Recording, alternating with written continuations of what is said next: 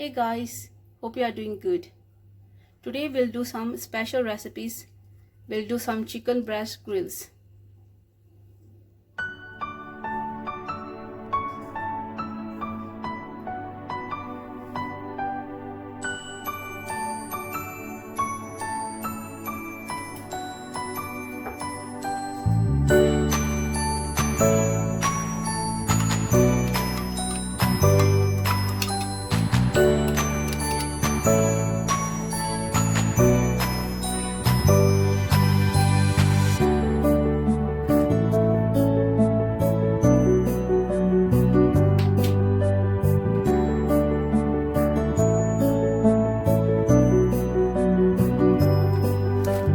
Here I have taken tandoori chicken masala. You can use any bread whichever you like.